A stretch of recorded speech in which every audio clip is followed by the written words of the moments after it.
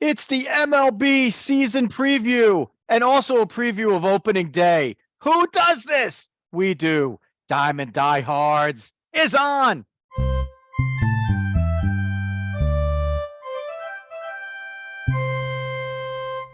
Joe Rizzo here bringing you baseball for 2023 along with the dog, Jeff Healy. As we do always and often. We are going to do something unique for you, our loyal fandom out there. And if you're smart enough to have tuned in at 8 o'clock Eastern time on a Wednesday night here, March 29th, 2023, then you're getting this live. If not, and you're getting it on demand, make sure you subscribe wherever you're watching or listening to this. If it's on YouTube, Facebook group, whatever, if it's on Apple Podcasts or Spotify, then hit that subscribe or the follow button and share it. Tell a friend to tell a friend. So we're going to do this in a funky way. We're going to preview opening day game by game quickly. And then we're also going to preview the entire season in one shot. So who does this? Nobody does this, dog. We do. Follow the dog at Jeff Healy 8. That's the number 8 on Twitter. And you can follow me, Joe Rizzo, at Diamond Diehards on Twitter, especially. And look for Diamond Diehards anywhere. You can go to diamonddiehards.com, at Diamond Diehards on your favorite social media. That's where you can find us. And dog, as we kick it off here for the 2023 season, segment number 1, we're going to say is brought to you by comeback.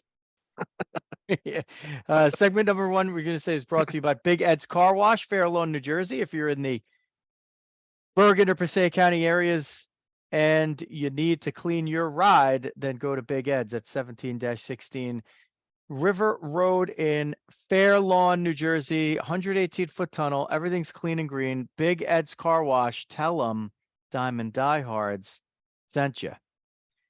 Doc, we got, for the first time in our lifetime, and between us, we're over 100 years old, but for the first time in our lifetime, every major league team is scheduled to play on opening day. How sick is that? That is pretty sick. Hasn't happened since '68. That is funny because it was, normally you get like the 1 or 2 preview the day before and stuff. So that actually is pretty cool. Yeah, remember no jump start for the Reds or whatever, right? Yeah. Those Reds are one with Detroit. Yeah, or it's some combination, but usually the Reds would be like the first one. And then to remember, there were those years where like the Mets played the Cubs in Japan like a week early, and then they did some of those Japan games or Australia games that actually counted. And, those would be like a week or 2 early, and then those teams would come back. They'd have like a full week off. Like it was just kind of weird. They were sort of giving up those games to play, like regular season actual games, and then they come back and they were doing spring training again. But it kicks off 1:05 Eastern time. The National League opener is the Nationals hosting the Braves, and the American League opener, sort of technically, is the Yankees versus the San Francisco Giants. So the first actual American League versus American League game is at 2:10. The Red Sox host the Orioles. So there by 2:10 p.m. Eastern, you'll have 3 from the National and 3 from the American League haven't gotten underway. Then at 2:20 Eastern, it's the Cubs hosting the Brewers. 3:10, the Rays hosting the Tigers. The Phillies begin defense of their National League crown at 4:05 in Texas against Jacob deGrom and the Rangers. That's Nola versus deGrom, a matchup that we've seen a whole bunch of times over the years here.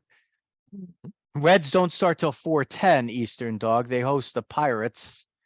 And of course, the Padres are hosting the Rockies, which is like every time we do from the beginning, like the Padres. If you're a fan from the beginning, the shows, you know what the Padres Rockies matchup means to us. They seem to just be playing each other all the time whenever we were doing a show. Also at 4:10, Blue Jays at the Cardinals. So you get these funky American League, National League matchups that you're going to see every day during the entire season. The 4:10 block continues. There are 5 games at that time. The Twins are in Kansas City against the Royals, and the Mets against the Marlins at 4:10. Scherzer versus Alcantara, a whole shit ton of Cy Young Award names or whatever, but winners, repeat winners there between those two guys. Then you're into the evening slate.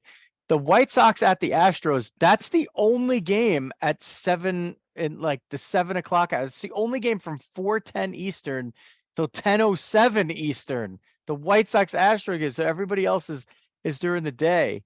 The Astros have that slot all to themselves against the White Sox. Framber Valdez against Dylan Cease. 10:07 Eastern. Angels with Trout and Ohtani coming off their great battle in the World Baseball Classic, where they were playing in front of packed houses and intense crowds. They go to Oakland and they'll play in front of 600 people. All Angels fans. Yeah, all Angels fans traveling up. The Diamondbacks against the Dodgers in Chavez Ravine at 10:10. And then also at 10:10, the Guardians against the Mariners. That is your opening day slate, Dog. Very interesting the way that they pieced it together there. Yeah, it's kind of interesting. I got admit I'm not sort of a fan of the interleague, like kicking off the regular season, but I guess, like I said, it's just kind of the way the schedule is going to have to go. Got to balance it out. I think it is kind of cool having the day games. It's something we sort of talked about in the past. Getting more chance for the kids and stuff. Of course, everyone's in school, so I don't know what the point is on Thursday. But still, it's good to kind of get that, and get a little talk, a little juice that we can kind of talk about tomorrow night. And then just a couple of night games, so not too bad. Yeah, a lot of good pitching, right? So pitching normally starts out strong, so you get all the top starters going. So normally, we'll kind of see. We'll see if there's any impact from the WBC. There's some guys who are hot in WBC play and stuff that kind of comes in and rolls forward, or has no real impact. It has to. It has to. There's buzz that's still around and abound about it. Yeah, and it should be the advantage for the hitters, right? Most of the top pitchers did not pitch. I know the pitchers are way ahead, so it'd be kind of interesting to see if maybe at least for that subset of players that are out there, if there's a little bit more balance than you would normally see on an opening day. So we kick it off. Braves Nationals, Max Fried against Patrick Corbin. Is that the only lefty versus lefty battle? No. Rodriguez against McClanahan, Tigers Rays. That's another lefty. Let's see. Do we have just two? Ready. Yeah, lefty. No, but he's against the righty. Yeah, that's it. So two lefties. Two lefties. The Giants have Logan Webb against Garrett Cole. Like the Mad Dog Bowl. Yeah. The Giants. Well, when the Giants play the Yankees, it's like people forget that the Polo Grounds was walking distance from where Yankee Stadium is. Exactly. The great overhead shots, I've seen them too on either side of the Harlem River. Yeah, right nearby where my old armory was. McCombs Dam Bridge, right there. That's the actual name of the bridge. We're not just using the word Dam Bridge. McCombs Dam Bridge. Gibson against Kluber for the Orioles and the Red Sox. So Corey Kluber, his Red Sox debut, he's now basically just played for the entire AL East except for the Orioles. Corbin Burns, right? Like the guy who's down on being a Brewer because of the arbitration hearing and stuff. I have a feeling he's going to put that behind him as soon as he takes the ball against Marcus Stroman. The Cubs have never won a home game in March. So we'll see if Marcus Stroman can be the first to lead the Cubs to doing that. A team that you and I both like this year to improve. Rodriguez against McClanahan. We talked about that. Tigers Rays. We talked about Phillies Rangers. Nola against DeGrom. Keller for the Pirates against the prized youngster Hunter Green, who gets the opening day start for the Cincinnati Reds. Marquez against Blake Snell for Rockies and the Padres. Sorry, great. Actually, you got like the Pirates and the Reds. Like they can both say we're in first place. Yeah. Don't always get that chance. or one could be in last place for the entire season. It would be something if one of them, the winner of that game, ended up in first place, though. That would really be something. That would be cool. I'd like to see that. Boy, yeah, that would piss off a lot of people. There would be a lot of losing bets. Alek Manoah, the electric young bulldog from the Blue Jays against Miles Mikolas in St. Louis. Lopez gets the start, the new acquisition for the Twins, Pablo Lopez against the forever young Zach Greinke. Yeah, Zach Greinke just. I'll be honest. I actually thought he was out. I looked down, like, oh my god, Greinke's still going. Well, he decided like that he was going to go for another year. I think he's like a year by year guy to this point. And you know what? If you can make the money, why not keep going? And listen, with that division the way it is, who knows what the Royals are going to do? They got a lot of young guys that could all come together. They need there's a lot of ifs, but it's baseball, right? So it could happen. Mets and Marlins, we talked about that. Scherzer versus Alcantara. That's the pitching matchup of the day, right, Dawg? Yeah, that's gonna be a great gonna be a great one. Marlins just a ton of good development with the young pitchers and stuff. So they always play the Mets tough. So we'll see. It's a good test right out of the gate. Scherzer looks pretty set though. He looks ready to rock and roll. Boy, actually the later games have all the really best pitching matchups. I feel like. I mean, Webb against Cole is pretty good too, but Dylan Cease against Framber Valdez, that's a really good one. I mean, like both of those guys could win the Cy Young, same as that Met Marlin game. And then Ohtani gets the start for the Angels against Muller. Don't ask me his first name. Kyle Muller. Kirk Muller. Lefty Kyle Muller. Yeah, he's got to start. Zach Gallen against Julio Urias is a pretty nice matchup as well. Gallen was just unfreaking real in the second half last year, and Urias was just great from day one. Like he was the real key to the Dodgers winning so many games last year. I believe, like he just set everybody up all the time with his like he just never seemed to have a bad outing. It was like the same outing every time. And Shane Bieber against Luis Castillo, like that's another great matchup right there. So there's I mean, you figure on opening day everybody's throwing their ace, but like the matchup of aces, as you could see when the Angels play the A's, is not always equal. And even things like Manoah versus Mikolas doesn't quite have the flair of Scherzer versus Alcantara or Cease versus Valdez. So that's sort of the point there, I'd say. How many of the teams do you think have a chance based on day one to be in first place for 162 games? That's a different one. Yeah. Well, we got to be different. We don't do it the way everybody else does. So, we got. I mean, a wing to wing. Let's see. The Yankees probably have a chance. I could see that. Them kind of running away with it. The Flying NFL. Also, someone did a post on like, what would be one thing to surprise you? And I felt like posting like Yankees not making the playoffs because all the freaking starting pitchers getting hurt. But they certainly have the talent to go wing to wing. I think that's tough to see for the NL East. So a lot of good teams, but I think they're going to kind of battle each other. So I think that's a little tougher to kind of see on that. Dodgers, I think would probably be my pick for sort of most likely to be wing to wing. Going with them. Really, even with the Padres in that division? Yeah, I think so. They're just so. I don't know. Like I guess we gotta talk about the Dodgers. I think we gotta talk about the Dodgers, Dawg. Just lost a little too much. I mean, pods are definitely coming on. That's fair. but I don't know. I think the Dodgers are still too strong. Let's see. Anybody else in there? I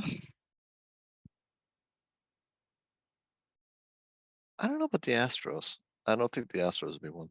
I can't see them coming down a little peg on there.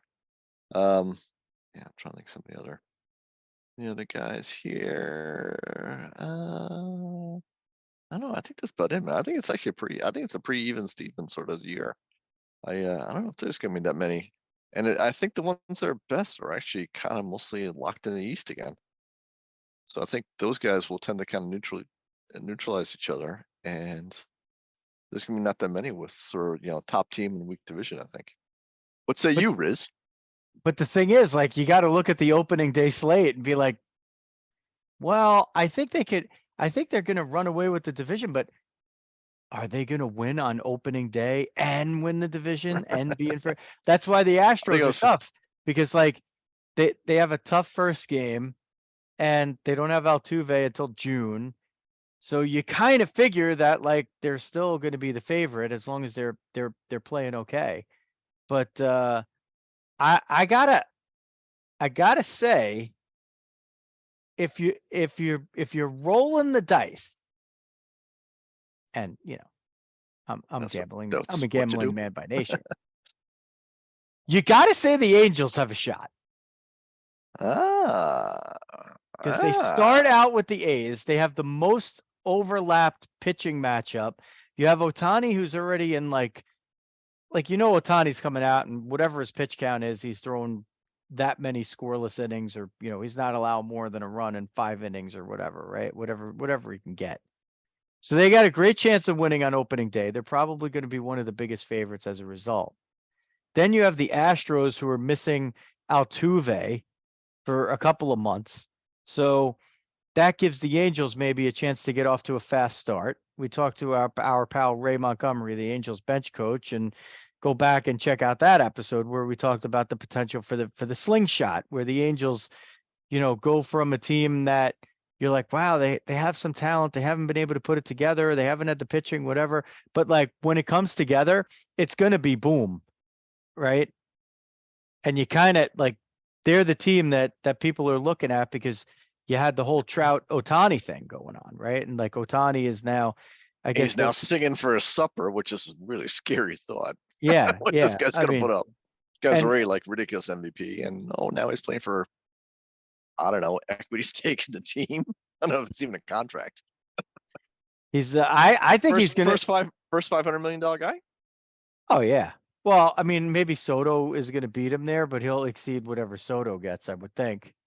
So, but no, I mean, I came on here. I told you in the beginning of last season or whatever it was, that he's the first $50 million a year guy. Now, I mean, back then you were like, wow, guys are, like who's even getting 40, right? Like a few guys were getting 40 and they were pitchers, and I was willing to go deals, 50. Yeah. Like, I like Juan Soto is not like, I'm not like, he's a great hitter, but you can't pay him $50 million a year. Like, he's not worth that. I mean, even to like anybody, like, I don't know that he's worth that to like anybody, because he doesn't, like as great of a bat as he is, like he's not a good fielder at this point in his career, and I don't think it's likely to get too much better there. So he doesn't round it out. Like Ohtani doesn't have to be a great fielder because he has the pitching, and he's not as good of a hitter as Soto, but he's way more valuable, especially in a playoff series. So you put Ohtani on a successful team or a team that makes the playoffs, i.e. a team that makes the playoffs every year, huge advantage. It's an extra player that you have that. Who could you be talking about? You're playing with one more player than the other team is playing with. Yeah. You literally have an extra guy to put there because you don't have to carry either another starting pitcher or another bat. He's both. So you have an extra guy to beat somebody with. It's a pretty good advantage. Yeah. And we'll see where he ends up. I mean, I there's so much speculation that people in the know are like, yeah, I just can't see him staying with the Angels or re-signing with them. And if they're out of it by midseason, what are they going to do? Like they'd have to trade him or whatever. But like, do you want to be the guy who traded Ohtani? Like you'll never live it down in that place. I mean, there's so many different ways to look at it. It's I- not as big of a deal anymore with the free agency is so much more dominant and stuff that like that's more understandable if you're going to trade a guy like that, knowing that you're not going to resign him, right? So then it's not the death knell, I would say, that it would have been in the past. it's But not. it still sucks. It's but still you're still basically writing off your franchise value for I don't know a while. for however long. Yeah. Particularly in LA, right? I mean, Well, the problem is you're seeding the city. You might as well move. You gotta do that. Just go. So the you know the people who surmise it are like, Go to well, Vegas. he had a chance to go to the Yankees and he didn't do that because he wanted to stay on the West Coast. And then he didn't go to the Dodgers and he didn't go to any of the other teams. He went to the Angels, so he chose them. So what would make you think that all of a sudden he doesn't want to still stay with the Angels, as they almost certainly are going to get better and continue to get better? And he's got Trout there, and Trout is not, going to be, even if Trout slows down, he's still like, he's still the I don't know. best hitter on that team for, a long time still. He's still a top 5 hitter in the league for 5 more years, like no problem, I think. So Well, yeah, I mean, he's now more acclimated to the U.S. game. Coming in initially in a slightly less stressful position, slightly less stressful team to be a part of. Better prepared to play for anybody, including high pressure teams. It would be my counter. And what is he playing for? I mean, is he playing for the gigantic bucks? He could probably get very good bucks from the Angels. If he's playing for a championship, if he hasn't won it with him and Trout now, are him and Trout going to be better in 2 years? I don't know, right? In which case, if you like your situation, enjoy whatever, that's fine. But if you want to go and win a championship and maximize your bucks, where you are is probably not the best chance. I mean, he's making, with endorsements and everything, $65 million this year. What would he make with endorsements in New York? $130 million. He'll be making 60 from Uncle Steve before he has to do an ad. That's just for putting his arm around Mr. Met. Well, to be fair, this is going to sound like Yankee dictum, but not DICTUM, DICK. that far. He's going to make more in endorsements if he's a Yankee than he is a Met, I think. It's a more globally recognized brand, but at that point, it's like, what to both be astronomical, right? I mean, whatever. Yeah, it's being right. Yeah, it's crazy, right? So what's he gonna make? It depends. Like if he's about the winning, if he's about the dollars, if it like does he want to be, a closer flight to get back and forth to Japan? Like, so here's the thing, right? The pundits. Extra 10 million you can get a faster plane. Well, yeah, it's true. He's unretired the Concorde. So here's the thing, Dawg. I haven't heard anybody come up with this one yet. Okay. So again, this will be like one of these, like we're seeing the future episodes here. So my first instinct is that it's going to be really hard for him to leave the Angels because they'll probably just end up giving him everything he wants, and he's happy there. And I'm sure that he really digs Orange County. If he wants to do LA, he could go do LA. If he wants to go do San Diego, he could do San Diego. If he wants to go back to Japan, here and there, he could do it. But if he does leave, it kind of makes sense to me. Everybody's like, well, he's going to go to the Dodgers. Like he's going to end up with the Dodgers and blah, blah, blah. Here's the thing though. I think as an Angel, and a guy who's been so embedded into the Angel culture, and now basically, I mean, like, imagine having the best player in the league in Trout, and then like a generational player, and then this other guy comes along who's like stealing all the headlines. It's insane when you think about it, right? Yep. So I think there's something to that, and I think that in the end, if he does leave, that would keep him from going to the Dodgers unless they just happen to make the offer that he couldn't refuse. That was just too much. Like, they went too over the top. And they could, because they've let a lot of these guys go. But then people are like, well, what about Seattle? You know? And it doesn't really make sense as much when you look at it with the way their team is and the way they've built it. I mean, like, you could say it makes sense for him to go to any team, right? But you could also kind of say, well, look where the Mariners are at, and it's probably less likely that they would go completely apeshit, like trying to get him. And then you say the Yankees, and then you say the Mets, and wherever, right? Like maybe the Cubs, something like that. But the team that nobody really is talking about is the Giants. The Giants actually could be the one, because then he switches from the American League to the National League, but he's not in the Dodger Angel mix. Yeah. Still on the West Coast. They have the money, and they've been dying to pay somebody, right? They True. went after Judge. They went after Carlos Correa. They signed Carlos Correa to an overpriced deal, right? So to me, and the Padres have already made so many of these deals that, like, at some point they got to just close the coffers, right? Theoretically, they could either do it again for Juan Soto or trade away Juan Soto. They're not paying Juan Soto what they're paying like Xander Bogaerts and Manny Machado and these other guys, Fernando Tatis. They're not, they already have three. And if they're going to add a fourth, it would probably be Soto to that mix. So probably not the Padres, right? We know it's not going to be the A's. So, but the Giants check all of those boxes, and he doesn't have the rivalry thing going on.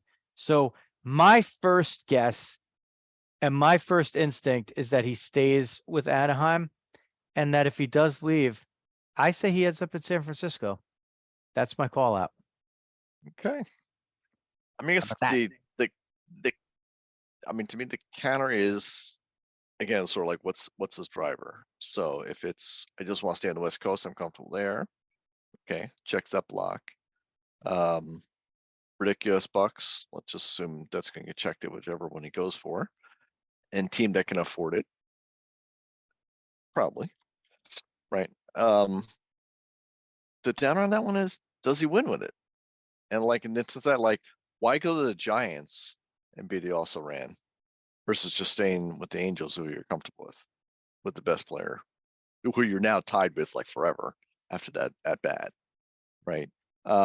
The down, it was interesting when you were kind of talking about that. Like the thing is that when he walks in, I mean, to almost any situation, like if the team doesn't win, it's his fault, right? Whereas like with the Angels, and you have Trout there, right? And there's a couple other spots, I guess you could kind of argue, like where you have like a super, super premium player.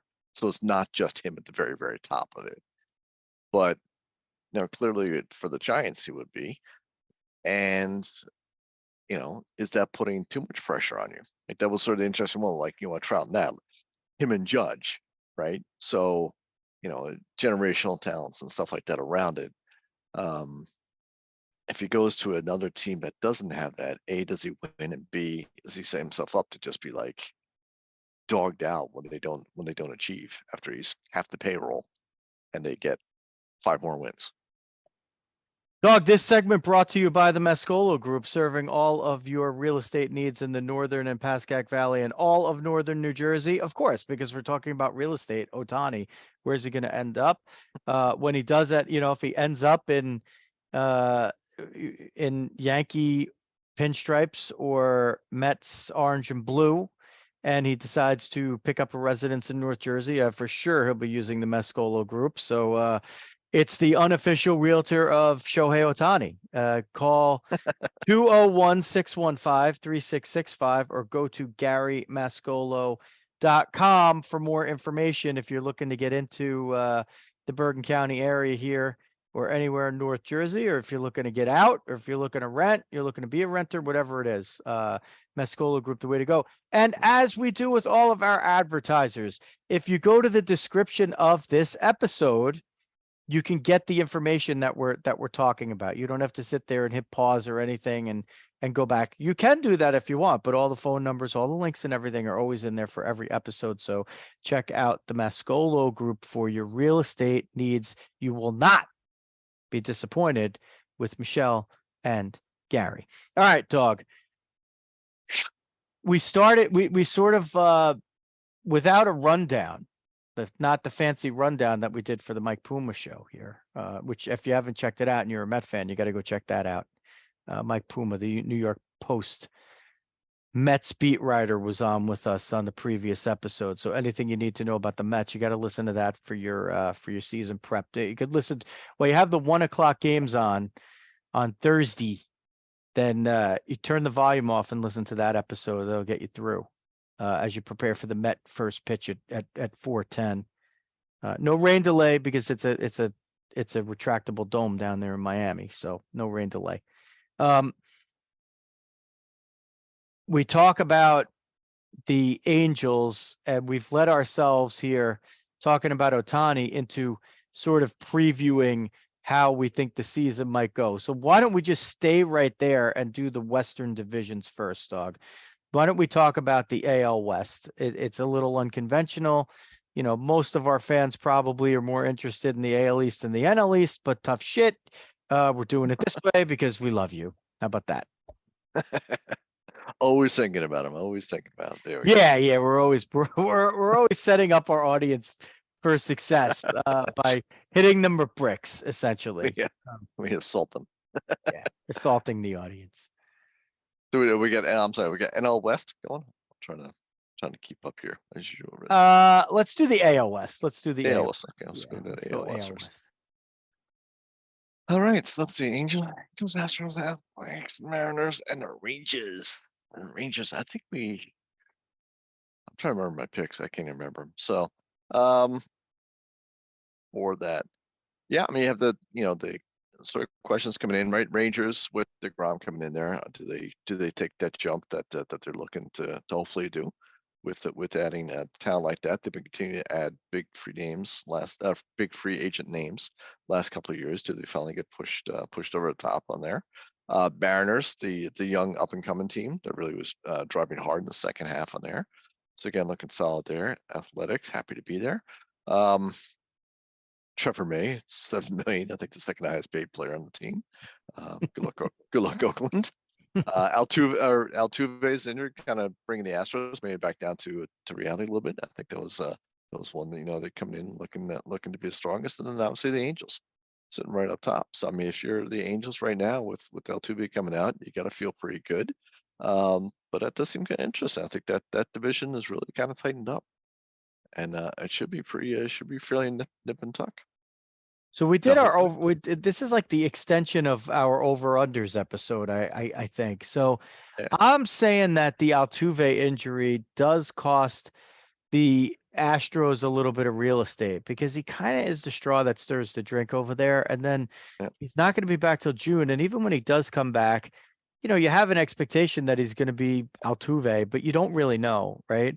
So there's definitely like a big if thrown in there. And the other thing is, they have all this young, great pitching, but they don't have Verlander anymore. And I know they managed to get through and, when he's missed literally years of seasons here, but at some point there's a cumulative effect that, and you're going to pay the price. And, 106 wins, they could still be an 86 win team and lose 20 wins off of what they had last season. I mean, and still be a really good team and still be in contention for a wild card. But I think the door has opened here for the Mariners, for one. but also for the Angels. And I think the fact that you have Texas in there, potentially pushing the mix, that creates a little astral regression. That helps the astral regression, because even though they're not playing them 19 times a year or whatever, 18 times a year, you're still playing them 12, 13 times. And those teams will have more chances to kind of get at the Astros and cut into it directly. So it's hard not to take the Astros to make the playoffs. And it's hard to say Seattle, the Angels, and Texas all would make it, because then you throw the Astros fourth and you're giving all the wild cards out, right, in one division.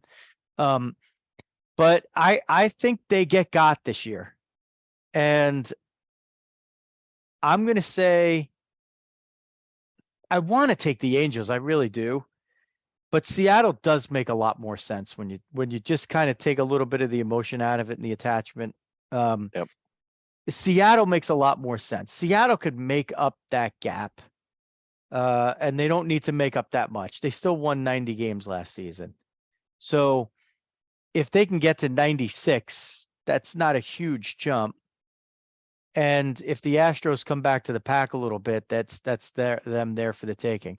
I think the interesting race then becomes, will the Angels and or Texas be able to take over Houston for overtake Houston for second place in the division and grab a wild card? And I think that's possible. I think the Angels are going to be going all out from day one. Even last year with the horrendous season that they had, it was a season where they finished 16 games under 500. Most of that was just in one losing streak, the losing streak in which Joe Madden lost his job. So not that you could take a 14-game losing streak out of the way, but so many fluke things happen. Again, we'll tell you to do this. We told you before. Go back, listen to the episode where I had on Ray Montgomery with us. He explained everything that happened during that. It was like a confluence of just it's like 100-year flood, right? Like it's not unlikely to happen again, especially with Trout and Ohtani having been in the lineup the whole time. So they've done a lot to strengthen their position. So my big prediction is that the Angels do beat out Houston for second, and Texas gets to 500, and maybe pushes the Astros a little bit for third place there. And Oakland, I'm not expecting any miracles there. So I think they just traded Christian Pache today to the Phillies. Like, I don't know what they're doing. Like, you need some guys, to play, especially a young guy who could field the ball and maybe keep your pitchers from going completely insane, Anyway. Yeah. I do agree with you. I think Seattle's the one to kind of take it. I do agree with that. I think the way they finished the year was very, very strong, and definitely a team up on the rise. I actually think Texas is going to beat out the Angels on that, and part of my reasoning is that if you look at the run differential, which is one of your favorites on there, Texas is actually slightly better than the Angels on that, and their big letdown was the pitching was awful. Right now, you've added Jacob deGrom. Now we'll see, knock wood, if he stays healthy and whatnot. But they have the second best offense in the division, behind the Houston. Again, Houston, probably down a little bit with Altuve out. So arguably the best run producing offense in the division. And you have a bona fide Cy Young candidate leading the top of that rotation, which should improve not only his starts, but kind of freshening up some of the bullpen for the rest of the time as well. So that could be a huge lift on there for those guys. And instead of being a minus 36, all of a sudden look, maybe you're more like a plus 36 on there. So I think they're actually the one to watch. That's a good call too. They were 30 and 57 versus teams above 500 as well. And pitching can be the one thing that can really reduce that, that stat dramatically, right? Like, I mean, that's how you take that down and reverse it. It's a good job by the Dawg there, picking Texas as a big rise candidate. I'm high on them too. I just think it is quite a lot to expect. And I feel like the Angels are a better slingshot candidate because they're just a little bit closer and a little more deep. But you know what? I mean, Texas has the guy, they built it sort of up the middle. And that's a pretty good way to build it, to then when you get with the pitching, you have the offense. Their defense is probably a little bit suspect, but you never know what you're going to get from team to team here. All right. So we both have Seattle winning it. That's pretty good. Let's go to the West in the NL. The Padres are the big jump candidate. They were second place in the division last season with 89 wins to 111 for the Dodgers. And After taking like the first half off. Yeah.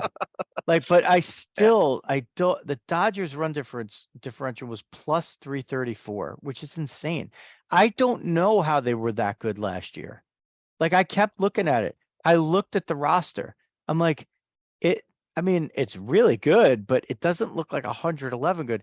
And their expected win-loss was 116-46. So theoretically, they underperformed.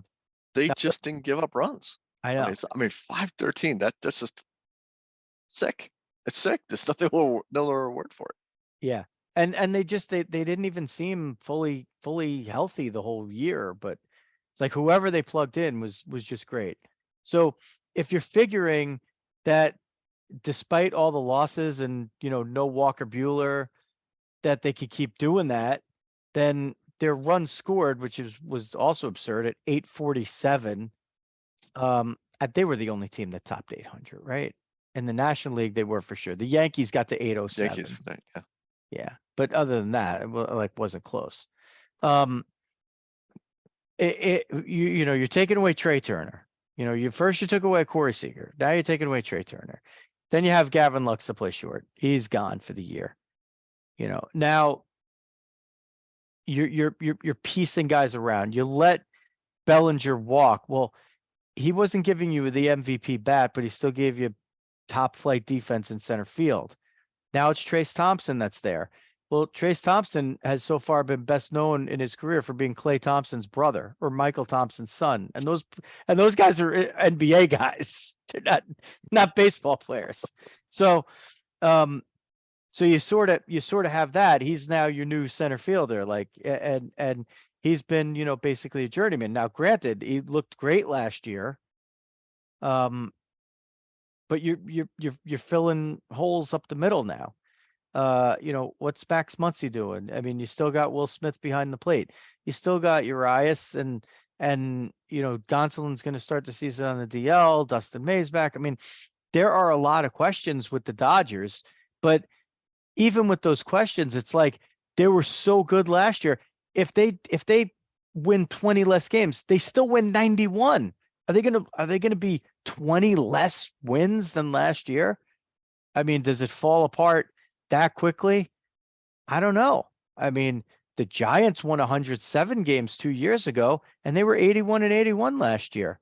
And you could see it kind of coming because the 107 really it wasn't quite smoke and mirrors, but it kind of was a little bit of smoke and mirrors, right? Yeah, it was a little fluky, right? That is sort of the difference, right? The Dodgers are just, consistent execution constantly. And, it's kind of like, I mean, again, it's best offense and the best defense, just, highest run scored and highest and lowest runs against. I mean, again, it all has to come apart on that. And, I don't see it. I don't see it for it. I mean, I think it'll be tough. The Padres definitely going to come on and stuff, but I think the Dodgers just, they're still the king. Go for the king. You got to take him out. We'll see. Yeah, but listen, the Padres have fortified it with pitching and shortstops. That's their formula. They went out and they had shortstops and they went out and they just got more and more shortstops. And how these guys play around the diamond is going to be the determining factor. And as you know, most major leaguers that are right-handed throwers, and a lot that were lefties, were the shortstops on their high school team, right? Yep. They were playing shortstop. They might have played some center field too, but a lot of them were playing shortstop if they were the best. If they were the best player. Best player, right? Yeah. And then the bigger guys that played shortstop move over to third base. And the guys who were the third basemen that were sluggers in high school move over to first base, right? And the kids that were center fielders because there was a shortstop who was maybe just a little bit better than them, right? Or so, you know what I mean? So like, how is the shortstop experiment going to work out? Theoretically, you'd figure it would work out well, but in year one, is it going to work out that well? Like, I don't. It's always a challenge when you guys moving it, and it's no, I don't think it is a guarantee with that, and I think it's always a bit of a challenge, and like you get two guys going for the ball, both used to being shortstops, both used to getting the ball all the time, and I don't know. I think that's a challenge. so do we have a candidate to do what the Giants did a few years ago, which is win 107 games and literally they came out of nowhere? I mean, nobody picked them to even win the division. They didn't even pick them to be close in the division, and they won 107 games, and the Dodgers won 106. So, is there a team anywhere that has that type of capability this year? Is it the Giants again? Well, Like within the division, or no, I'm saying within all of baseball, I don't necessarily think there's one, except maybe the Diamondbacks. The Diamondbacks, if you look at what's going on down there, they have a lot of pieces, a lot, and they're coming fast.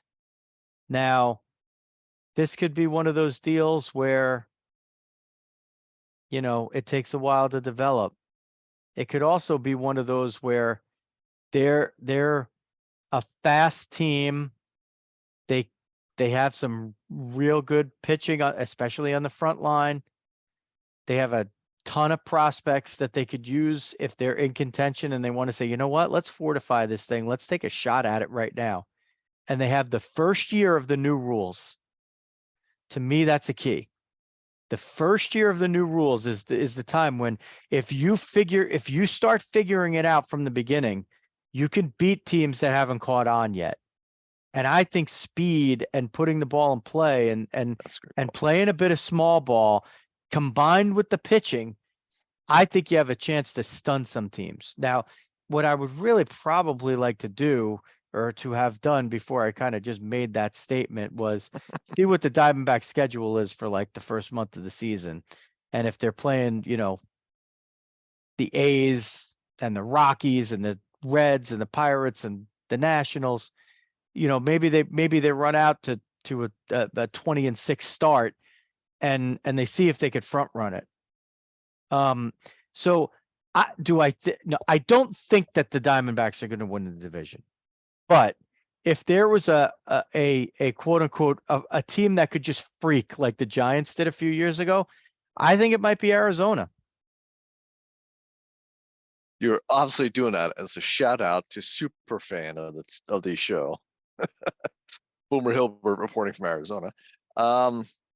Yeah, that's a great call on the change in rules and the stealing, and I do think that's starting to slowly sneak its way back in. I think that you're even starting to see that a little bit last year with some of the teams, and I do think that is potential that these guys continue to kind of rock with that. And I could see that. Great defense keeps you in games. A little bit, maybe it reminds you a little bit of the Royals, maybe like 15 or so, kind of keep you around and so forth, and find a way to scratch it out and stuff. That is interesting, and that's very counter to kind of the rest of the teams in that division, where it's sort of set to pound you. And these guys are very different, and will be a tough one to match up against every time you come in, because it's just going to be a completely different challenge for you. I mean, how many pitchers are even like keeping guys on and stuff like that, or I can only throw over twice. Like, they haven't even had to worry about it really for most of their careers, right? And now all of a sudden you got this, and I can't throw over, and I got to worry about the pitch clock. Like, you got a lot going on in your head as a pitcher this year. So that's a great shout out that putting the additional pressure on speed and everything, and speed and puts the pressure on defenses too, which people have generally ignored as well, right? So that is a really compelling one. And the other thing, Dawg, too, big is like bench. on top of that, right? You have last season for the first time since they've started keeping these stats. It's the first time ever that more curveballs were thrown than fastballs, right? And Maury Wills once told Harold Reynolds that the reason why a pitcher throws you a curveball on 3-2 is because they know that you're not going to run, that there's no running game involved as we keep doing our quick hits episode 5 hours later. Dawg's Four divisions to go. Dawg's gonna be taking off his headset and walking onto the plane tomorrow morning. Dawg's got 7:45 flight. Yeah. So on 3-2, they throw you curveballs because they know that you're not going to run, right? And now if running is involved, they throw you fastballs because they want you to earn your way on base. Well, what does a young team like to see more than fastballs on 3-2, right? Or any of these other counts? If you're going to run more, right, that's going to mean more fastballs. More fastballs to a young team is the oasis in the middle of the Major League Baseball desert, right? Where you have such great pitching all the time. Now you're going to see more fastballs if you're a team that can run. Well, they can run. They can run from like 1 through 9 in their lineup pretty much. And some of their guys even the sliders, right? Sliders even as well, probably down, right? Because when trying to throw, you got those crazy sliders that are snapping down on there. That's a lot harder for a catcher to go up and get that throw off. And you have less time to make the sign. You have less time to think about it, right? And when in doubt, if all these guys really throw, 99, when you're in doubt, you're going to throw that, right? Like you're not going to sit there and be like, oh, I have 2 seconds left on the pitch clock. Well, I got to get into my windup. What am I going to throw? You're going to wind up and you're going to throw fucking fastballs. What you got to do? Okay. Like you're not going to rush your windup. How about this one? Yeah. Give him the heater, like that's what you're going to do. So that adds to strategy. 2 inches more on the lead, right? Because the bases are 4 inches bigger. So you get 2 inches more on the lead, or is it? I guess you get 4 inches more. No, you get 2, 4, whatever. I thought it was like 2 an inches. inch and a half. So it's like 3 inches or something like that. Yeah, I had it. So you get 2 inches more in the lead. You get 2 inches closer. So it's like 4. It's like a 4-inch difference, I think. So Okay. or whatever. Either way, how many of these plays are like a 4-inch play? It's a game of inches. Well, now those inches are going to be in your favor more. 2 throws over to first base. What are you going to do? You're going to take an extra stride on your lead or a half stride on your lead, and you're going to lean back toward the bag because you want to force the pitcher to throw over there. And once he throws over twice, you're going to take an even bigger lead, like Rod Carew in the 79 All-Star game off of third base. You're going to go 3/4 of the way down. And if they throw over, you're just going to walk the extra 6 steps to second base. And now you got a runner in scoring position. So what are you going to throw the batter? Fastballs, right? So that's going to potentially help a younger team. Now, if the Diamondbacks end up 74 and 88 again, then you did just don't go back and listen to this episode. But if they freak and somehow, find themselves in contention when nobody's expecting, I think that will be the reason why. How's that? Like, oh, sorry, we were projecting for the 2003. Not the 2023. Yeah. That was not specific. Went too far back. That was not specified. Fat finger. So in the end, Dawg's picking the Dodgers to hold on to their crown. I'm gonna say the Padres do get the necessary victories, and the Dodgers have enough regression. I'm gonna say that the Padres do it without winning 100, though. I'm gonna give them 99 wins. And a big second half as they figure out, as all the shortstops figure out how to play positions, and eventually when they gel, it's going to be really pretty. Plus their rotation, when you could start Blake Snell on opening day, and like you haven't even talked about Joe Musgrove and Yu Darvish, that's pretty good, and their bullpen's always good. So I like San Diego to catch up to the Dodgers. I think Dawg doesn't. I can't see the Dodgers falling off that much. I mean, unless I could see them getting to 91 wins, but 91 wins might still make you the playoffs. It would have last year. So I'll keep the Dodgers in there. I'll say the Diamondbacks get to like 89 and the Giants stay probably right about 500 and the Rockies are just climbing up the mountain. Less. Yeah. Let's do the Central. Cardinals, Brewers, Cubs, Reds, Pirates. This should be a quick one. Think of the Cards. Dog's going to take the Cardinals because he always does. A lot of shakeup there though too, but they do have the Supermen at the corners. They have Wainwright. You know, they got Wilson Contreras from the Cubs, so that's a big shift. You know, with Yadier Molina not being there, it's like they have, you know, the Cardinals have catchers the way the Steelers have coaches. It seems like, right? There's just one a generation. That's it. Like he just catches for like 20 more years there. So it's going to be hard to not pick the Cardinals here, but to make it interesting, Dog, and you know this, and we've talked about this. I'm now feeling bad because the Cardinals are like your guys. If you're not going to pick them, I feel like I'm sort of like. No, I am. I sort of stole your girl. That's. I mean, come on. It's what are you going to do? Like even if we made all the same picks, that's fine. We're not going to be right anyway. So. Yeah, no, it's true. I mean, we might be right with these. We definitely will not be right with the playoffs. Basically, the way that your NCAA bracket looked, like you meaning any listener out there or viewer, that's how Dog and I look every year when we're picking the MLB playoff so bracket. Hard. Yeah, we try super hard, and it's terrible. Like, by the way, my NCAA men's bracket, I did not have one team reach the final 8, not one, none, zero. That wasn't unusual this year. Yeah, Right. But I did have Florida Atlantic going to the Sweet 16 and win. I just didn't have them in the 8, but I had them in the Sweet 16, so that was pretty good. That's pretty sweet. That was it. That was it. Anyway, I like the way the Cubs put together their team. They went with a lot of defense. They also have some speed. Their pitching, they don't have the top heavy guys, but they have like all number 3s kind of. So that's going to, you know, when they go up against the aces, if they can start stealing a game here or a game there, they have a chance to be above 500. And if you're above 500 in that division, like you might have a chance. Sometimes the Cardinals don't decide to run away with it. You know, sometimes the Cardinals only win that division with like 87 wins.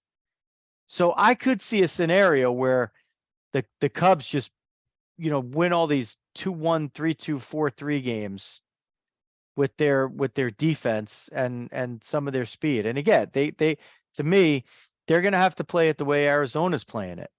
Keep themselves in games with pitching, see if they could get a little bit of bullpen out of there.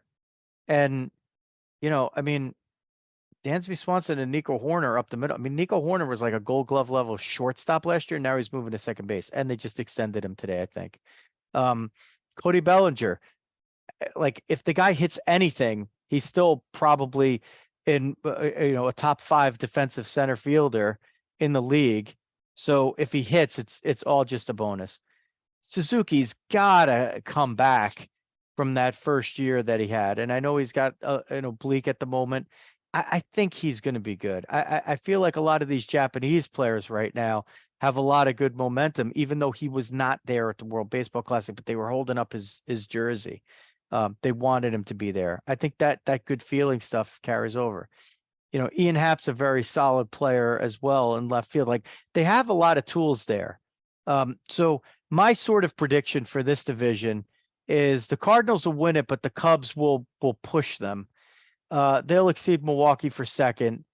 The Reds, I think, and the Pirates are going to be a little bit better than they've been. 62 and 100 for them last season.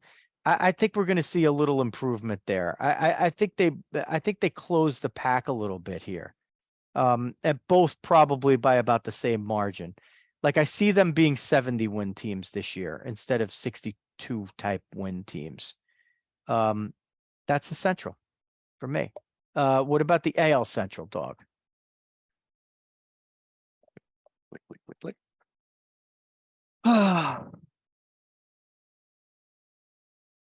I don't know. Is it as cut and Can dry as you I think? say I don't really care about this division? I will be honest. This division bores me. What about Andres Jimenez getting a nice 7-year That extension was right there? that 20 that was million at the and end. good and probably really great value for Cleveland. So good job by the Guardian. Actually, I guess we do have the Guardians. So I guess I do a shout out. So I work for Guardian. So so yeah, little brotherhood there. Yeah, I mean, again, I think it's kind of Cleveland and sort of everybody else within this division. Kansas City trying to improve. I don't know if they've gone up all that much. Detroit has been disappointing. Minnesota's been disappointing, and the White Sox. No more La Russa. Yeah. Again, right? I don't know. I'm not sure what you fired up that they're going to get that much better. Cleveland, I think, between Rosario and Jimenez, that's pretty solid. Yeah, I think it's kind of Cleveland, and everyone else is just slopped around 500 or less. So Yeah, and honestly, be beaten up even more, right? Like they sort of got to hide against each other now with a more balanced schedule. This division's probably gonna get hammered even harder. You're probably have one team over 500, if you're lucky. Well, actually, there'll be an over 500 team, but even that is, I don't know if we'll even have a 90-win team in that division this year. yeah. Well, yeah. There's your one that you could the Guardians could win like 86 games and win this Win it division easy, yeah. by 5, right? I mean, Yep. so that's what you had even last year when they were there. They had a chance to beat each other up.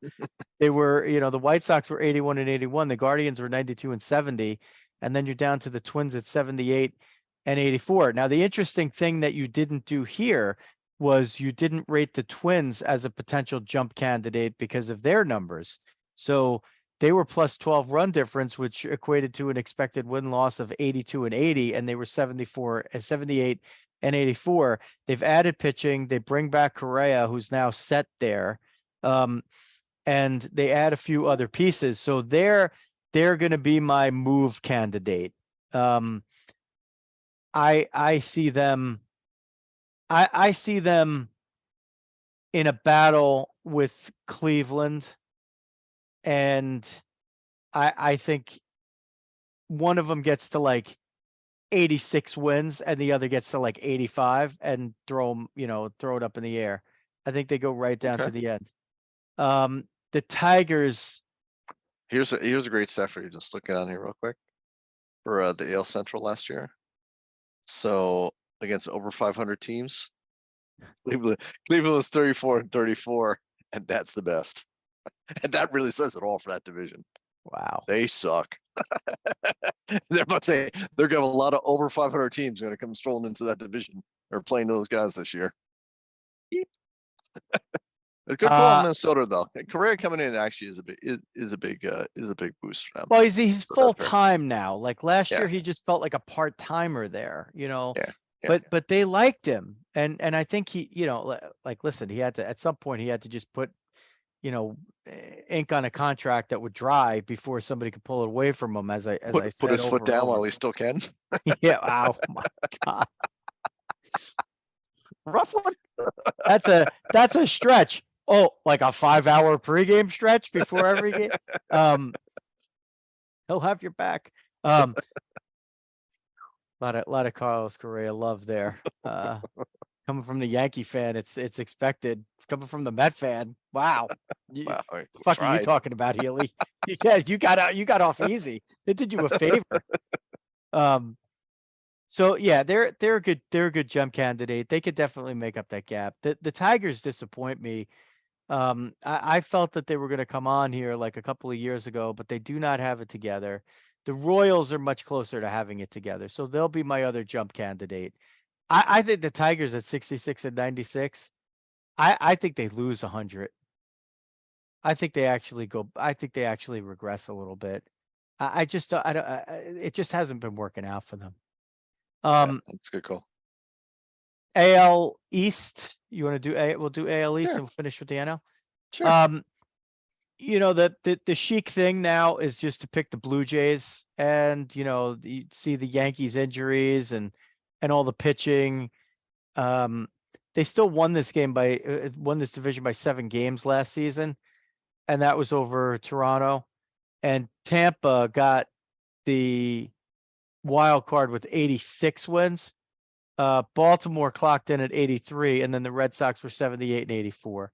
The over-unders, the Red Sox over-under is like 77.5, and the Orioles went down to like 76.5. That's a red flag to me. Like, I feel like the Orioles are ready to pass the Rays. Like, I thought maybe they even had a chance to get them last year. I mean, the Rays just collapsed right at the end. I mean, they still made it, but they lost like the last 5 games of the season. They were 2-8 in their like in the last couple of weeks in the season, and I thought they were just going to blow it and blow a tire and just get right out of there. You know, the Rays were really good at home last year. They were 51 and 30. They were 35 and 46 on the road. I think that makes them a regression candidate. And the Orioles with their young guys, and still, if they're in the mix, they're more likely to go out and trade from that deep farm system in order to get a piece or two to improve this season, as opposed to last season when they traded their closer because they had a better closer behind them anyway. Who was my first round pick in fantasy this year, by the way? Protect 10. Protect 10. I didn't take him in the first round. Don't worry about it. So it is a little bit of a red flag to me that the Orioles over under is 76.5, but like, and I know a lot of people are picking them to move up, but I see them moving up. As for the Jays, it just seems like it's always there for them. And the Yankees just parry them out. Like they let them get close, but they still figure out a way to do it in the end. They're going to have to front run to beat the Yankees this year. They're going to have to get way out ahead of them, because I see the Yankees. If the Yankees can figure it out in the first half of the season, they're definitely going to win the division. Yeah, I agree. They're going to have to find themselves 12-14 out by the All-Star break to not be in real contention for this division down the stretch, because they're going to be, I think they're going to be lights out in the second half when they got things figured out and they get more healthy. But even last year, they had a lot of smoke and mirrors in the beginning of the season, and then they got so many injuries that they just couldn't overcome it. And they still ended up with 99 wins. So yeah. I am last year I picked the Red Sox to win the division. I'm gonna go with the Yanks to hold off the division this year. I think Toronto very good, but I just still too many questions for the whole year of why all this talent never seems to really come all the way together. And they could prove me wrong here, but I think the Yankees just find a way to be a game better than they. I think Baltimore jumps into third, very competitively with Tampa, and the Red Sox will have a couple of runs, but they're only like an injury or two away from it all kind of collapsing, and they don't have Bogarts anymore. So who the hell knows how that's going to affect the team. You can't take Xander Bogarts out of the middle of the Red Sox lineup and not expect that they're going to be a better team, even with all the other additions and Chris Sale coming back. So Yankees, Toronto, Baltimore, Tampa, and then, Boston, a few games on the trail. That's what I got for the AL East. Cool. All right. I'll mix it up a little bit since I've always been sort of swiping yours in there. I'll say this is the year Toronto puts it together and gets past the Yanks.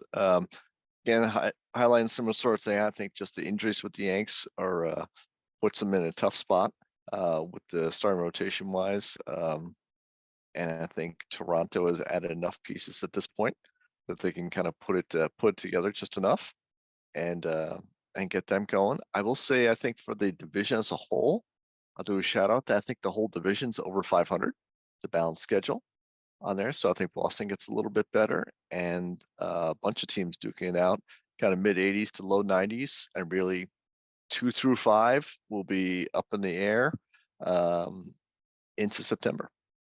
So I think it'll be and even that, even 1, I think like I don't think Toronto runs away with it, but I think I'll take them to be slightly better than the Yankees. Again, due to Yankees kind of getting off to a little bit of a slower start for them. And who would I take it? I think I'm kind of digging the mojo with you on the Baltimore coming up as well. So I could kind of see them being like number 3. So maybe I would go Toronto, Yankees, Baltimore, and then Boston, Tampa Bay right there. I definitely think that there's flip. there's a chance after the Yankees and Toronto that the Orioles and the Rays could be in contention with the West teams for wild cards. Like that, you know, where behind, like the Astros, Mariners, Angels, Texas. Like I think we could see a pretty interesting. Everyone's like line 86. Yeah, it's gonna go until like the last weekend. Yeah, like or with a shot at 86, right? Yeah, that's right. I should say it. Yeah.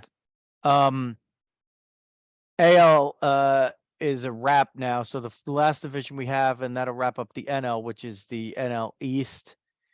I feel like the Phillies are being underrated, dog. I don't know, man. Like, I know the fucking Mets and the Braves are damn good. And I know the Mets lost Edwin Diaz, but they still have so many weapons, and they still have the ability to go out. And if they don't like what's going on in their bullpen, they could go make a trade, and it's a lot easier to catch lightning in a bottle with some type of reliever. We've also seen teams make different kind of deals the past couple of years for relievers, like the way the Braves got Rizzo Iglesias last year. Like nobody was expecting that because he had just signed, you know, a decent deal with the Angels, but like they got him. And what were they thinking? Well, he can set up Kenley Jansen, and then Kenley Jansen's going to walk, and now we have a closer. So he's their closer this year. So I think the Mets will have plenty of time to figure that out. I don't worry about the Mets so much in the regular season as I do in the playoffs, because once you get to the playoffs, you have 2 40-something-year-old starters that are at the front of your rotation. And whereas they definitely like know how to win and get it done, there's, you know, Father Time remains undefeated. This might not be the year, but that Father Time wins, but you never know, right? And Scherzer especially has gone late into these seasons and not been himself. But for the regular season, it again, to me, looks like a 3-team race. I am going to push the Phillies ahead. And I know that has not been a popular pick, and I'm surprised that it hasn't been. I think people are overrating a little too much the fact that Bryce Harper's not going to play until July. Well, when Bryce Harper comes back, he's going to be able to play the outfield. That's a big difference than last year, where he was locked in at DH and you had Schwarber in left. And now Rhys Hoskins got hurt and he's out for the year. It's an offensive team that loses a stick. Whoever they put in at first base is going to be a huge upgrade defensively there. And they're going to need that because Trey Turner is a solid defensive shortstop, but he's not outstanding. So they're going to improve their defense, but Turner improves their offense without the other guys even being in there. So it's at least a wash, at least. But I think their offense is better. It's harder to play against. It's a little bit deeper. They still have Alec Baum. They still have Real Muto, right? They still have, they're fucking loaded, that team. The Marsh is going to be in center for the whole year. He's still a young player. He's 24, I think, this year, and can play defensively. So they've improved themselves actually defensively. When Harper comes back, the team is going to be a holy terror. Another team where if they're within 5-6 games at the All-Star break, you know, the day Harper comes back, and, you know, he's inserted into the outfield and Schwarber could move around. Maybe Schwarber even ends up at first base or more time at DH. And he's actually even improving in the outfield. He's not like a disaster the way he used to be. He's like not what you want out there, but he's more serviceable. So I think they put it together. I like the additions that they made, especially in the bullpen. Soto, you look at all the guys that they have out there. Nobody's a superstar, but you don't need a superstar closer necessarily to win. You just need a guy who gets hot. One guy a month gets hot, closes you out games. Another guy, helps you through the sixth inning when you need it, whatever it is. And I just like the way that their team's put together. I like Taijuan Walker. You've heard me talking about him. I know he's a guy that you've liked as well. I thought that was a good addition for them as well. So, and of course their top two are good enough to go with anybody's top two. So I like the Phillies to take this division. I think the Mets battle it right out with them, and so does Atlanta. I'm going to say Phillies, Mets, Atlanta. I think it's not a mortal lock, but I can't see any of these three teams missing the playoffs. I think they all clear 90 wins this year. So that's a little regression possibly of the Mets and Atlanta from the 101 wins, and a little improvement on the Phillies from 87. I see the Phillies at like 97, the Mets at 96, and the Braves at 94, 92, something like that. Miami maybe a little bit of an improvement off of 69 and 93, and Washington is still a few years away, but maybe they lose 99 instead of 107 this year. That's how I see the NL East, Dawg. Okay. Yeah, I would say I would have made an argument for my Metsies. I think Diaz injury is enough to kind of put down in a very tough division. So with the top the big three on there, again the balanced schedule I think will wind up helping kind of all the teams in the division, but particularly the top three on there. I'm here just saying on Philadelphia. I still think their bullpen is a little bit still a little bit notch behind some of the other guys on there. I'm actually going to go with Atlanta. I think the pitchers they still have are still so tough, and the lineup again, solid lineup. They're solid top to bottom. And I think if the Mets had Diaz, I'd probably would put them just ahead than Atlanta. I think the Diaz loss is just enough to kind of knock it down, where I think Atlanta stays up on there. Probably like it, somewhere between 95 and 100 on them. So I agree with you, though. It probably comes back a little bit on that, and that's a little bit Philadelphia kind of coming on. Maybe picking up some more wins against those guys. Then I think the Mets actually did pretty well against Philadelphia, so maybe it evens off a little bit more this year. Mets kind of coming down. I think that's gonna be interesting. I will say that the wrinkle in the Diaz one is it really gives a lot of flexibility for Buck to kind of do whatever he feels like doing when it comes to that bullpen, and using guys different situations, and not having necessarily to set 6, 7, 8, 9 guys, and be able to use guys in the high leverage situation in the 7th inning that you might see a Robertson come in. You might see an Ottavino come in the 7th, because it's a different team this year, right? You're just not locking in the roles, I think, quite as much as you would have seen had Diaz still been in the pen and everyone else sort of set behind it.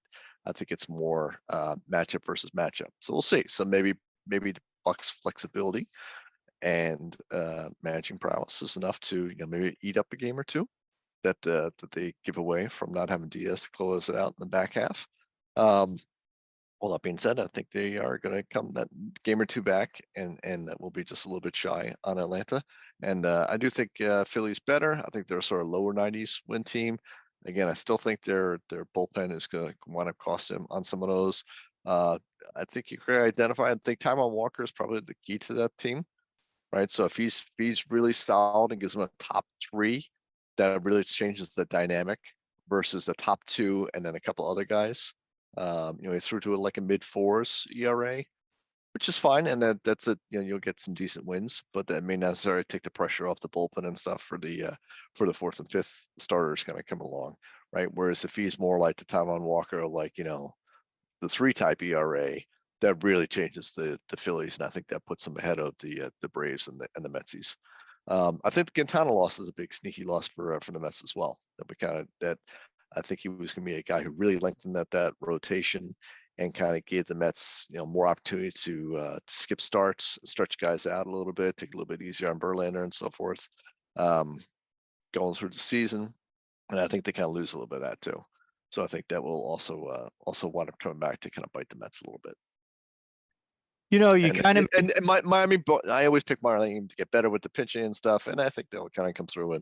And again, Washington and also ran.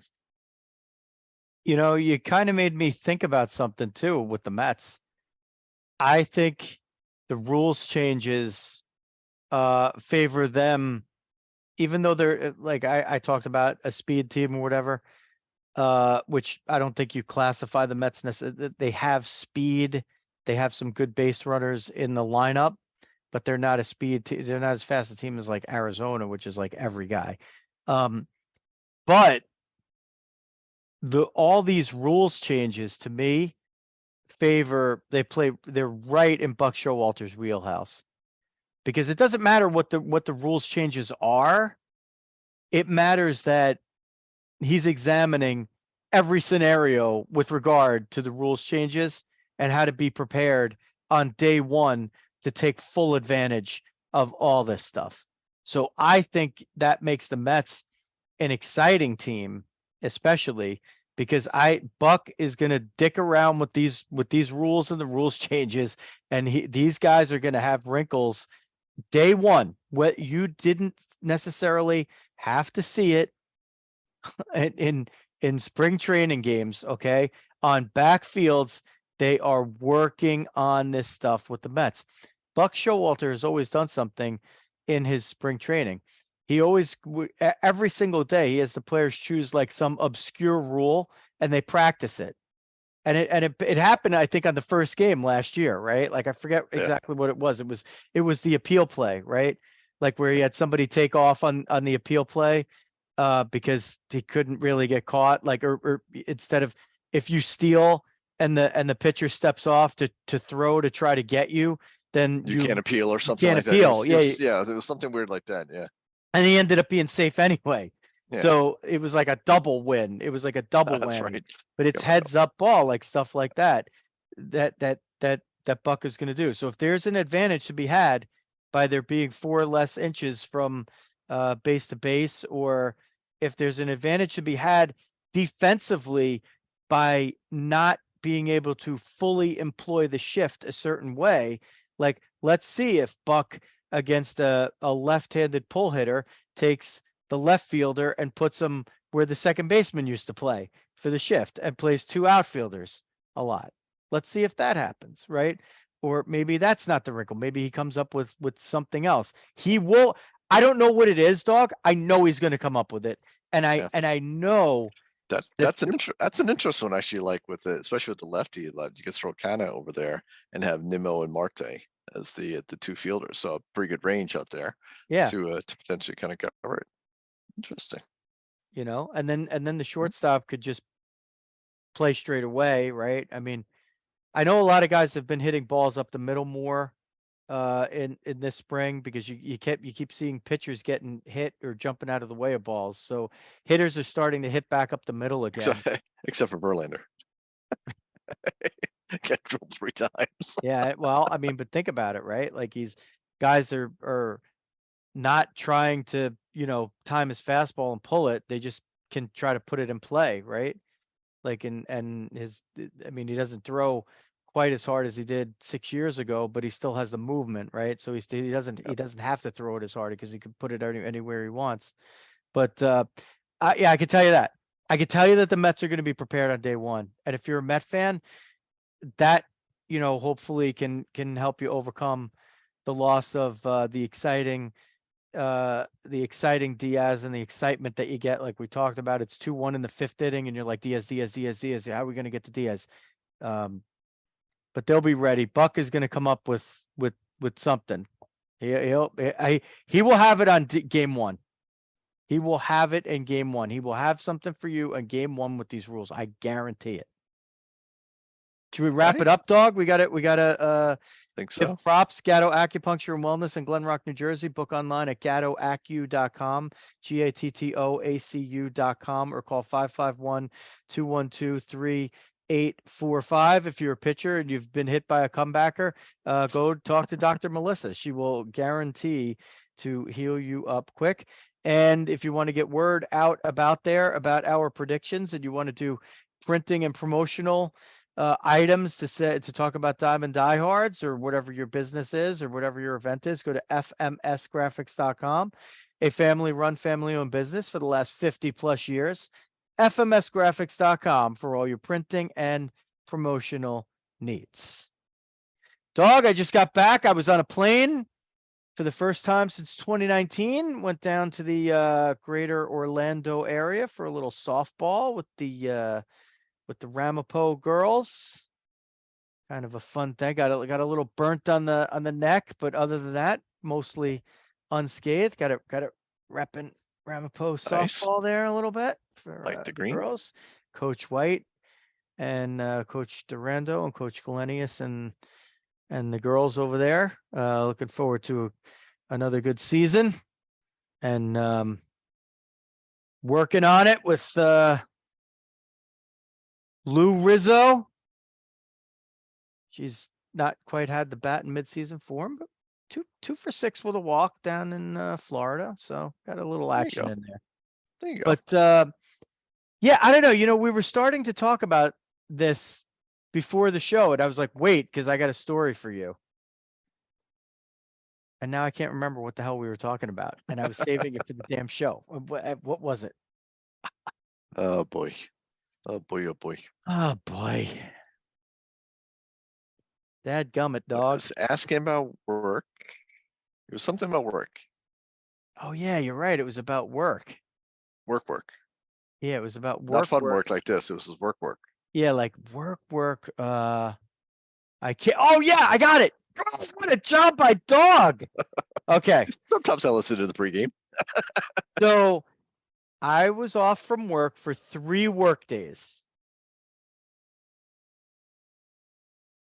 Okay. Guess how many emails? I logged on this morning. Okay. And I was checking Slack when I was off, but I wasn't checking emails. So guess how many emails I had waiting for me? And then I'm going to give you a hint. This is how I'm going to help you guess the answer. See if you can guess the right answer. Whatever you think the guess is, I want you to divide it by 10. Wow. And Okay. give me that answer. I was gonna say you kind of have to play for the wings on this one on here. So different biz than me. If I was out for 3 days, I would likely have about 500 emails sitting there. So Riz saying it's got to take the under on it. I'm gonna go 25. Oh, that's a great guess. 38. Wow. And I only But guessed you- 25 because you told me to divide by 10. Right. Well, here's Otherwise, the thing. I was thinking at least 50. But So here's the thing. If you were thinking 500 for you, but then like say 250 and then divide, if you had split the middle, you would have said 375 there we go. or Would've hit it. 37 and a half, which you would have rounded up and you would have gotten 38. Would have drilled it. Yeah, I only had 38 emails waiting for me. Wow. That's that's pretty sweet. Yeah, it was pretty sweet. So I was able to catch right up and just jump right back in, which felt really, really nice. People were respecting the out of office. I like it. Yeah, no, I didn't. I don't even think I put my out of office on the email. I mean, my You've got them Slack, trained right. my Slack has a little had the little vacation emoji. No, but I did a lot of prep to make sure that anybody who needed anything from my group or my side was like they all knew that I wasn't going to be around, and like everything was well. That's like me with the office phone. I always use that at work. I'm like, if you call me on the office phone, that means you don't know me, and I probably don't care what you're saying. And actually, we got river phone. I literally don't have an office phone anymore. Yeah. They're like, oh, we're gonna Cisco phone. I'm like, you're accepting it? Like, go ahead, take it. Take the whole thing away. I can care less. I gotta try calling my old office number. Actually, I think I still have it. Like I think it's funny. I get pop-ups on like voicemail notification. I'm like, yeah, aren't you gone? Aren't you dead? Why are you coming back from the dead to get me? So producer Xavier Rizzo and jingle master Dominic Rizzo had a really fun thing that they used to do, which was for at least a year after I left one of my companies, they would call my number and it would still get my voicemail. I don't know if it's still working. It might. I don't even remember what my number was because I never picked Why up would my you call phone your own? back. And why would you call your own phone? Yeah, right. Why would you? But yeah, that's 38. That was the number. That's pretty sweet. And that's I also take afternoons off. I get it's so 38, Dawg. That was the amount of emails I had Damn. in 3 days of missed work. It's also the Nationals over under for wins this year. Now, I they'll win have one. 719 sitting in my unread emails. Oh, really? No, I've always been obsessed with They're gonna stay there. no unread emails. It's rare. I start a year or two. I'll do that for 2 or 3 days, and then nope. And that's even putting in rules like I just auto like forward slash effectively delete certain people. And I'm still down to that. By the way, we didn't mention that Uncle Paul checked in here, and he's been in on Oh, the missed that. chat, on the Facebook chat. He says the monks, just- meaning the Padres, will always be a pain in the butt to the Mets, no matter where they stand. Mets all the way. I will never put a team above the Mets, and Buck will win Manager of the Year. There you go. All things that are hard to dispute. PJ was asking how Harrison Bader is doing. Schmitty, Brad Schmidt, our pal, likes also the Diamondbacks. That was during our Diamondback segment. He thinks that the Diamondbacks are Another Arizona guy a jump candidate here. down in Tucson. Yeah. Right, I guess I can pull So it off. Right. I think we did it. We got all the ads in. We got all the divisions in. We prepped you for day one. Hour 40 quick hit. Yeah. Quick hit. 100 Right on line. huh? Right in line. 99 minutes, 99 wins for the Yankees. That's what we're doing. Yeah, well, we're not going to do the awards. We're just going to finish. That's Oh it. my God. I'm literally getting up in less than 8 hours. Yeah. I haven't even back yet. I got to 8 before this. All right, Learned Dawg. that- Happy learned that opening much. day. Happy Yeah. opening day. Baseball's back, baby. It is back, and we are here with you to bring it Yeah, all to you. We need Fry got to calm down a little bit. Baseball's going to be okay. I know he's pissed off about the rule changes and stuff, and I don't like Yeah, the pitch. I don't like the pitch clock either, but I do like the faster game. So, all but stuff anyway, that we're going to it's be going able to be to good. create here. Yeah, and we'll be talk it. enjoying it. So once again, follow the show no matter where you are. If you've gotten this far and you haven't hit subscribe, then definitely now is the time to do it. If you haven't checked out our Facebook group, you want to do that, facebook.com/group/diamond diehards. And of course, on Twitter, you can follow the dog at Jeff Healy 8. That's the numeral 8. And me, Joe Rizzo, at Diamond Diehards on Twitter and everywhere else. Let's build those Twitter followings, people. It does help us grow the show. Apple Podcasts, Spotify, Amazon, anywhere you find your podcasts, you can pretty much find us. We're even on LinkedIn if you want to do some business with us, like Big Ed's Car Wash and Gatto Acupuncture and the Mascolo Group Realtors and fmsgraphics.com. So contact us any way you see fit. We're responsive to all. And you're getting us. You're not getting somebody else. So there's that. That is going to do it for quick hits as we get you ready, not only for opening day, but also for the entire season in one shot. Who does this? We do this. That's what makes us a little bit different. We thank you for your patronage. And if you have stayed with us here online on the live stream, then yes, go back and check it out later again to see the parts that you might have missed on either on YouTube or on the audio stuff. That is going to wrap it up as we commence the 2023 Major League Baseball season. For the dog, Jeff Healy, this is Joe Rizzo. Diamond Diehards is out.